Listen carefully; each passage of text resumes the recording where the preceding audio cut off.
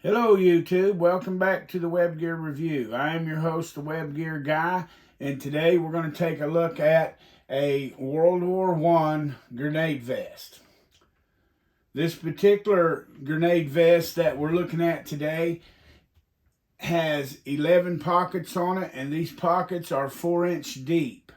And it is thought that these were meant to carry the smaller, shorter type hand grenades, as the French grenade and possibly the British mill bombs, because they were kind of smaller and kind of oval, round shape.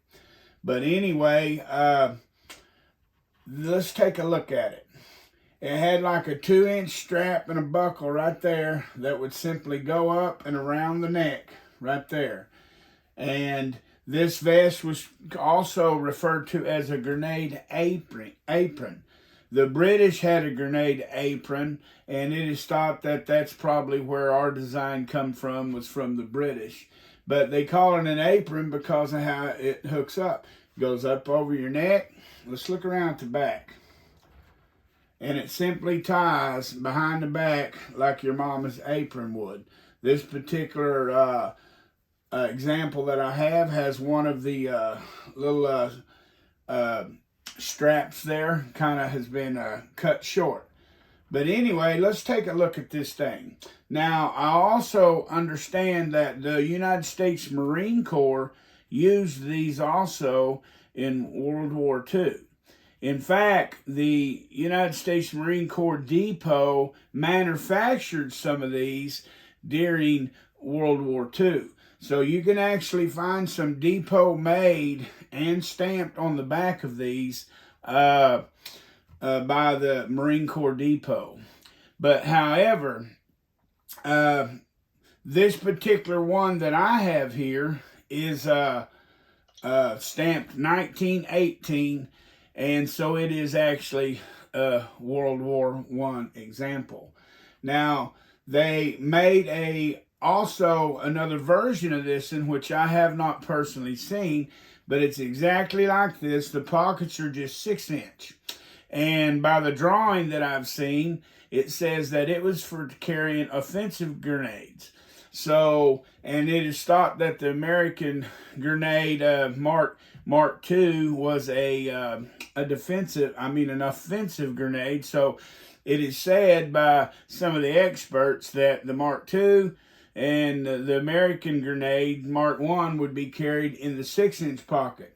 However, I have a dummy Mark II right here, and it fits perfectly into these pockets on the 4-inch vest. So I think in a 6-inch pocket, it would be swimming around. You'd have to be reaching down in there trying to get it out of the pockets. But however, you know, that's what I've read, and that's what some say.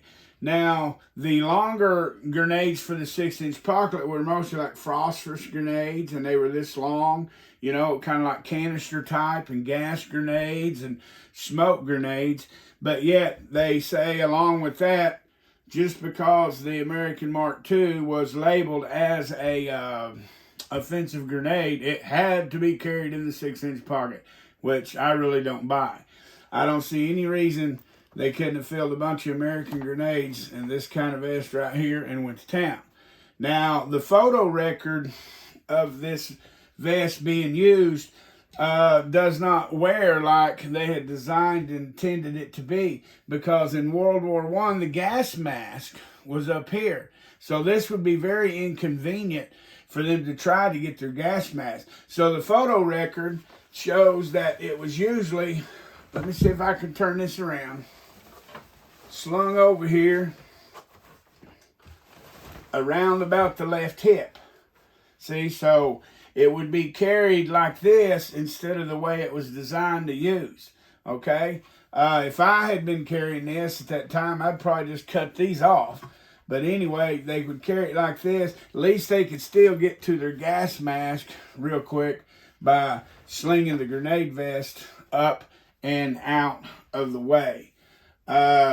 So one other thing is, back on the grenades that was carried in this, saying the American grenades were not. This is a reproduction of one, but however, this is an old wore out one. I've had this thing since I was in 3rd grade. That's way back in the 70s. This thing is probably from Korea or further back. And it's basically the same size as this. It's not much smaller than that. See, so if this was like closer to one of the original Mark IIs, it's even a little smaller than this remade dummy one. See, and it would definitely easily go into a 4-inch pocket, no problem.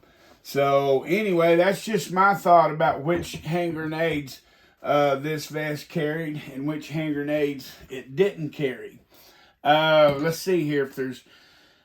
I had one other thing I wanted to mention about this thing, I think. Let me see here.